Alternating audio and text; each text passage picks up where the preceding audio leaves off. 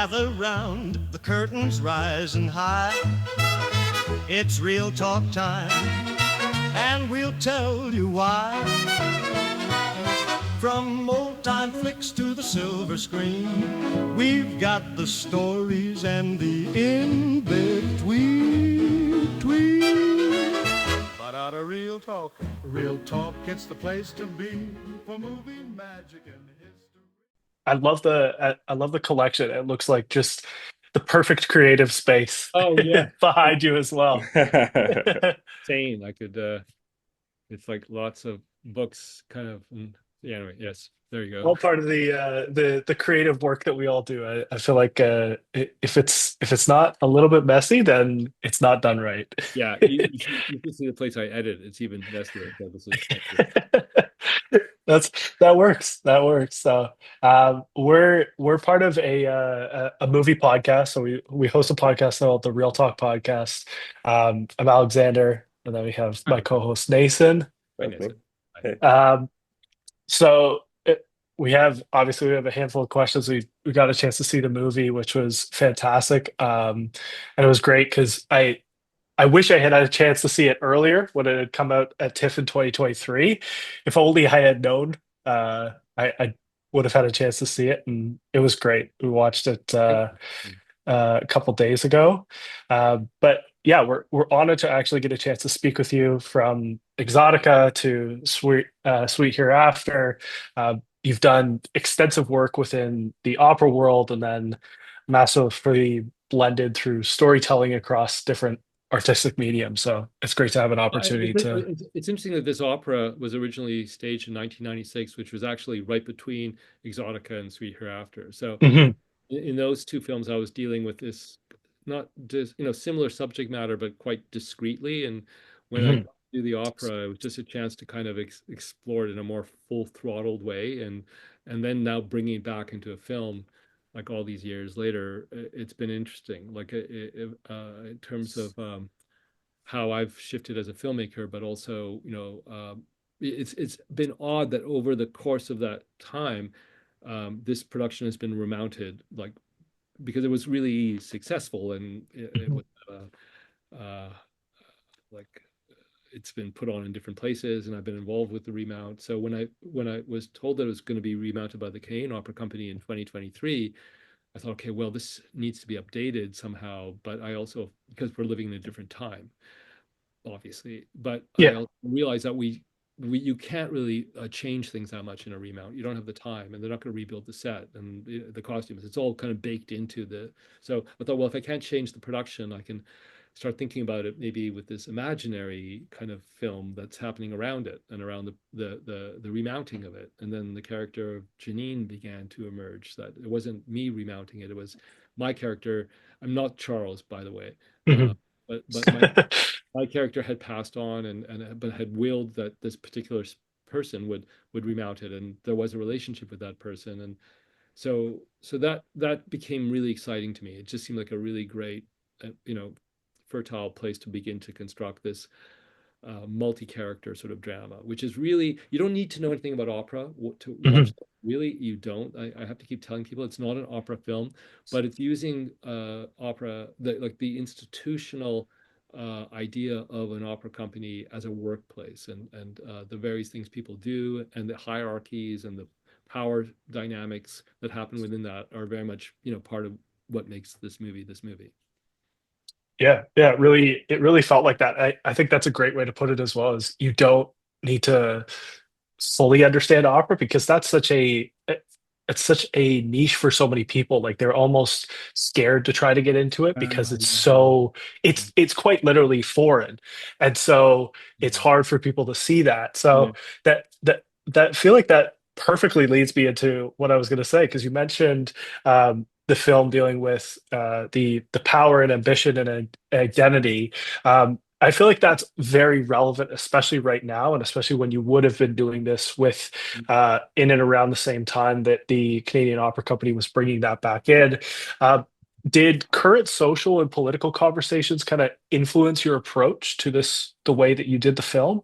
Oh yeah, I mean, like I think Mhm. that's part of what I'm talking about. Like I felt that well, okay, starting with the fact that like in 1996, you wouldn't have thought of like having trigger warnings or telling people that there are such images in this film, and they were very extreme images at that time. Like I remember when that was presented, like people were leaving the theater because it was like too much, Mhm.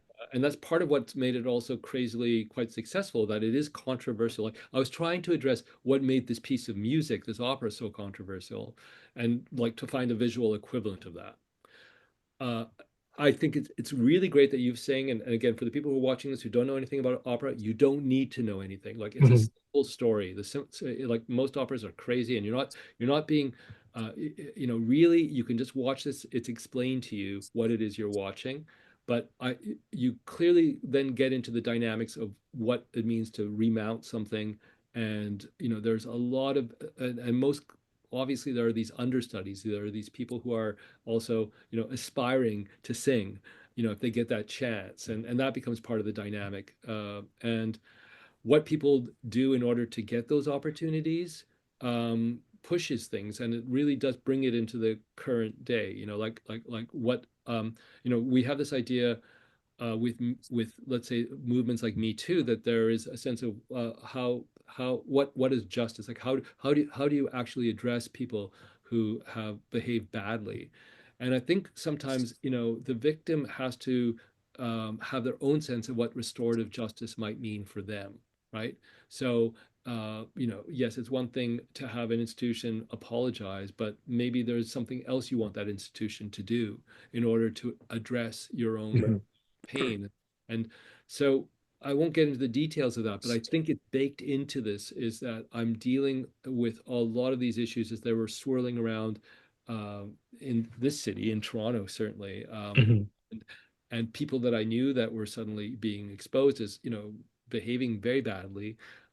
Or also the role of mediators, like intimacy coordinators, and all this lexicon that has been brought into the process as well. So it would be that's what I mean. Like I wanted to find a way to bring this production into the current time, and I realized it wouldn't be in the production itself. So when you Mhm. saw it on stage 2 years ago, exactly in Mhm. February of 2023, if you saw it on stage, it wasn't that different a production than what you would have seen in 1996. But this film makes it a very different production, Mhm. and that's what was interesting to me. How did you find it was blending film and opera together? Because the opera behind the scenes is very similar to how film is behind the scenes. And so I feel like there's a beautiful pairing there, but was there unique challenges that came with that? Well, look, there's the unique challenges in terms of schedule. It's like it was insane, actually. Like I bet. it was the first time in my life when the film had to be shot on certain dates, because if we weren't rolling the camera on those dates, we would lose access to the set, to those singers, Mhm. and so that was an insane challenge, to get it financed in time for us to be able to make it, which was a very short like lead time, but also making sure that Amanda was available, like, because she just won an Emmy for The Dropout. And so, Mhm. so I was praying that she would be available, because like I had her in mind when I was writing this, and we had always said we would work together again after Chloe, and this was the project. So these things had to all line up, and so that was the biggest pressure. Like and then there were the more, the aesthetic things that are kind of really pleasurable, because you get to like the score of Salome by Richard Strauss clearly had an influence on Bernard Herrmann and all Mhm. these like Hollywood composers of a certain period. Mhm. So I got access to the score. Like I could, we had a session where we got to do the score without the singers, and that's embedded in the film. There are lots of times you're hearing music without singing, and that's Mhm. actually the Salome music, but it sounds like, like big Hollywood heavy music, right? Like, Mhm. and that was just super exciting, to have access to that sound. Yeah, the score was beautiful. I mean, like even just the subtle details of what I saw from uh, the thing that I noticed the most that consistently caught my attention was the swing, and when she's being recorded, and that sound, like the tension in the Oh, swing thank that you, thank you, thank you, thank you. Because that to me, like the film starts with, yeah, right? In the opening credits, like creaking, crazy sound. yeah.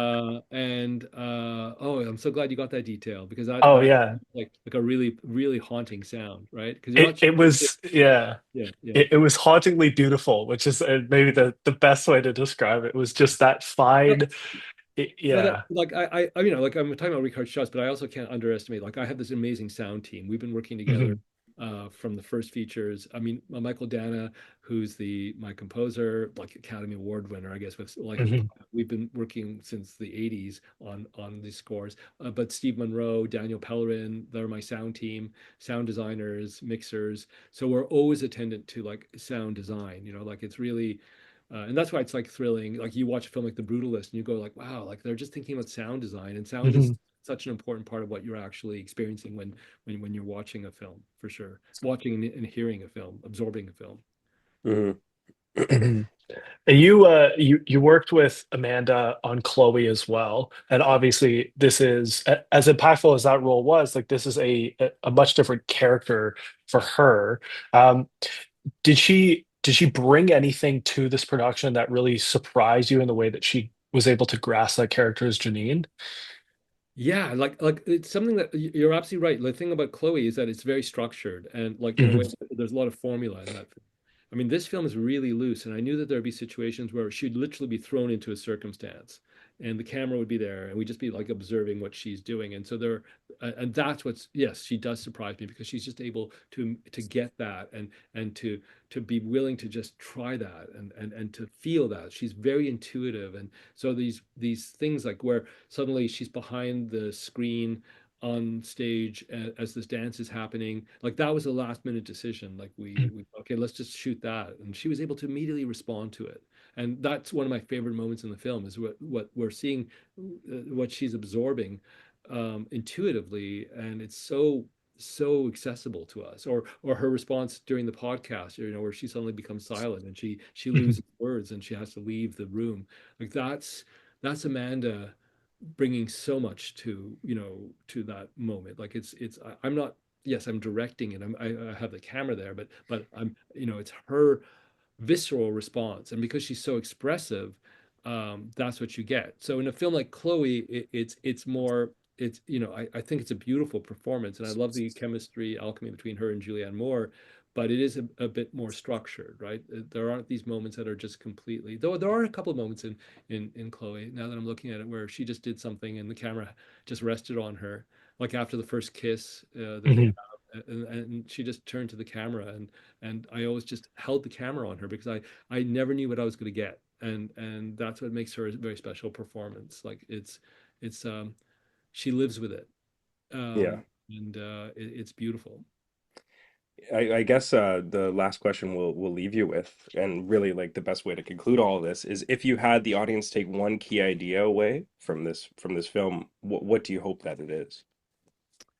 That that it's very important to address things that are painful for you, but you have to also do that in a space that is not going to make things more painful. Like you have to find a way to balance this idea of recuperation with your own like mental health. Like it's, and I think she's on the edge of that.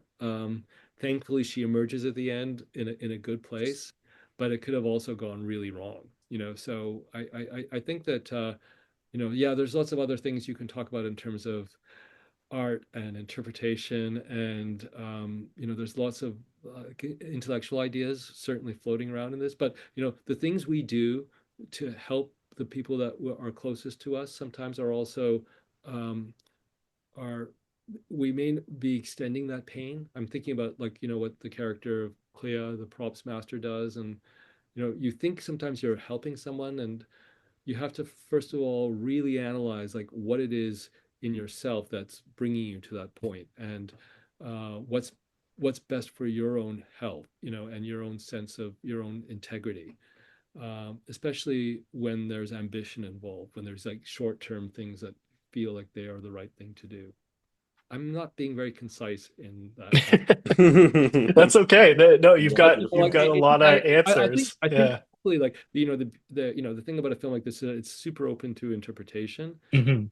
And it's true that my interpretation, like the problem with doing these types of conversations sometimes is that it kind of fixes the interpretation, but I'm also open to people seeing it in a very different way, and Mhm. that's embedded in the way a story like this is told. The thing that's interesting is that this is a story that has come to us from very ancient times, and it's kind of Mhm. filtered through a number of different people, a number of different writers and painters and composers have interpreted this story, and we have to look at, well, what is it at the DNA of the story itself that is so powerful, and it has to do with how far you go in getting something you think you deserve, and what are the dangers of that, and so I'll leave the rest up to the viewers, and hope Yeah. you enjoy it. And again, you don't have to know anything about opera. You can just go into this fresh, look at a great performer, and yeah, hopefully have a conversation like the one we just had.